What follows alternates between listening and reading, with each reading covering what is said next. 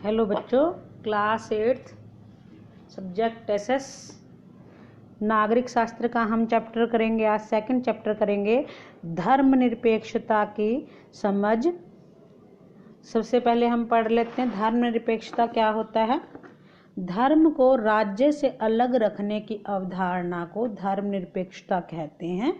एक धर्मनिरपेक्ष राज्य में सभी धर्मों के लोगों को समान सुरक्षा और सम्मान हासिल होता है। कहने का अभिप्राय क्या है कि धर्म का राज्य से कोई भी धर्म हो तो वो राज्य उसे स्वीकार करता है, या किसी भी धर्म के लोग राज्य में रह सकते हैं। कोई भेदभाव धर्म के आधार पर किसी भी नागरिक से नहीं हो सकता, या कोई राज्य इस प्रकार नहीं हो सकता धर्मनिरपेक्ष राज्य में कि वो किसी भी एक धर्म को मानने के लिए किसी भी नागरिक को बाध्य करे। बहुसंख्यक है किसी क्षेत्र विशेष में किसी खास धर्म को मानने वाले लोगों की संख्या अधिकतम होना। जैसे पंजाब में सिख बहुसंख्यक है, मतलब बहुसंख्यक का मतलब सीधा सा मतलब ये है कि बहुत संख्या वाले। जैसे जहाँ पर किसी भी क्षेत्र में बहुत सारे लोग एक ही धर्म को मानने वाले रहते हैं तो उसको बहुसंख्यक कहते हैं। अल्पसंख्यक का मतलब कि थोड़ी संख्या में, कि किसी खास धर्म को मानने वाले लोगों की संख्या कम होना। जैसे भारत में सिख अल्पसंख्यक हैं, यानी कि मतलब पंजाब में तो बहुत ज़्यादा हैं, लेकिन अगर पूरे भारत में मिलाया जाए तो सिख हैं, जैन हैं, बौद्ध धर्म हैं, ये सब जो है थोड़े थोड़े लोग हैं इन धर्म को मानने वाले। धर्मनिरपेक्षता के मुख्य पहलू क्या होते हैं कि धर्म को राजसत्ता से अलग रखना, सभी धर्मों की रक्षा करना, सभी धार्मिक समुदायों को बराबरी का दर्जा देना, किसी प्रकार का धार्मिक कर नहीं लगाना। भारतीय धर्मनिरपेक्षता के क्या पहलू हैं? कोई एक धार्मिक समुदाय किसी दूसरे धार्मिक समुदाय को नहीं दबा सकता। कुछ लोग अपने ही धर्म के अन्य सदस्यों को भी नहीं दबा सकते। राज्य न किसी खास धर्म को थोपेगा और न ही लोगों की धार्मिक स्वतंत्रता छीनेगा। हस्तक्षेप की नीति कि हस्तक्षेप न करना, किसी के बीच में रोक टोक न करना, कि सभी धर्मों की भावनाओं का सम्मान करने और धार्मिक क्रियाकलापों में दखल न देने के लिए राज्य कुछ धार्मिक समुदायों को विशेष छूट देता है। हस्तक्षेप की नीति ये होती है कि कुछ राज्य कुछ पाबंदियां लगा सकता है। जैसे धर्म के नाम पर अलग अलग करने, भेदभाव को बढ़ावा देने वाली प्रथा को रोकने के लिए भारतीय संविधान ने भी पाबंदियां लगाई हैं। अमेरिकी संविधान में धर्मनिरपेक्षता के प्रावधान क्या हैं कि विधायिका किसी भी धर्म को राजकीय धर्म नहीं घोषित कर सकती। विधायिका किसी भी धर्म को ज़्यादा प्राथमिकता नहीं दे सकती। राज्य और धर्म दोनों ही एक दूसरे के मामले में किसी प्रकार का हस्तक्षेप नहीं कर सकते। अमेरिका में भी यही है कि कोई भी व्यक्ति कोई भी धर्म अपना सकता है, उसमें किसी प्रकार का भेदभाव नहीं किया जा सकता। भारतीय संविधान और धर्म, तो भारतीय धर्मनिरपेक्षता में राज्य को धार्मिक मामलों में हस्तक्षेप करने की छूट दी गई है। भारतीय धर्मनिरपेक्षता में राज्य धर्म से अलग है, लेकिन धर्म से उसका फासला सैद्धांतिक है। कुछ प्रश्न हम करेंगे अब।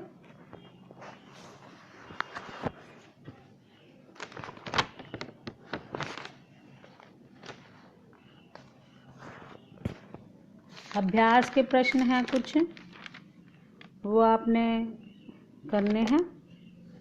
इसमें एक्स्ट्रा कुछ क्वेश्चन कर लेते हैं हम। ये आपको अपनी फेयर नोटबुक में राइट करने हैं।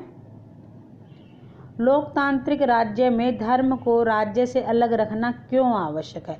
देखिए, हमारा देश लोकतंत्र है, लोगों का तंत्र है, लोग ही जो है अपना प्रतिनिधि चुनते हैं। तो धर्म को राज्य से अलग कर रखना मतलब कि धर्म के विषय में कोई भेदभाव ना होना। तो इसके निम्नलिखित कारण हैं। अल्पसंख्यकों को बहुसंख्यकों की निरंकुशता और जोर जबरदस्ती से बचाने के लिए। जैसे कि जो अल्पसंख्यक हैं, यानी कि थोड़े लोग हैं किसी भी धर्म को मानने वाले, और जो बहुत ज़्यादा धर्म को मानने वाले बहुत ज़्यादा लोग हैं, उनकी निरंकुशता और जोर जबरदस्ती इसमें नहीं होती।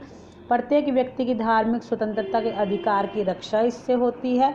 अल्पसंख्यकों के धर्म की बहुसंख्यकों के धर्म से रक्षा होती है।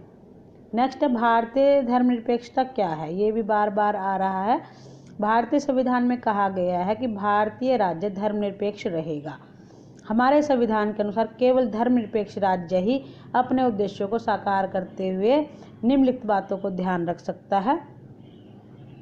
कोई एक धार्मिक समुदाय किसी दूसरे धार्मिक समुदाय को न दबाए, कुछ लोग अपने ही धर्म के अन्य सदस्यों को न दबाएं, राज्य न तो किसी खास धर्म को थोपेगा और न ही धार्मिक स्वतंत्रता छीनेगा। ये भी पहले वाले क्वेश्चन में भी सेम ही आया था।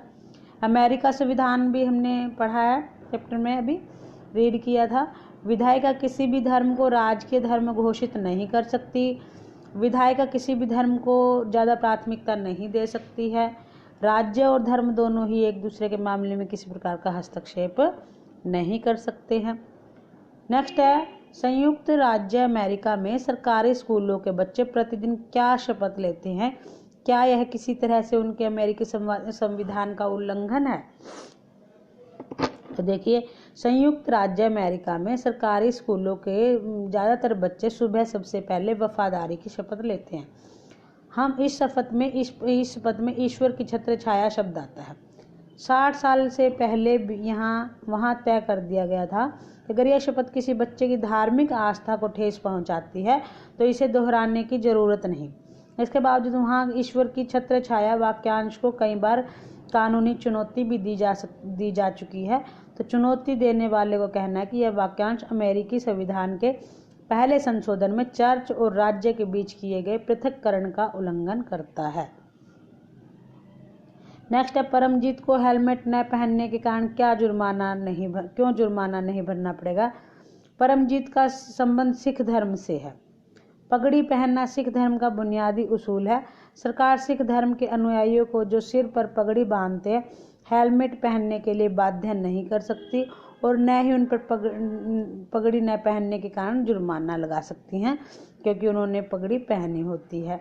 तो इस प्रकार जो है उसको जुर्माना नहीं भरना पड़ेगा।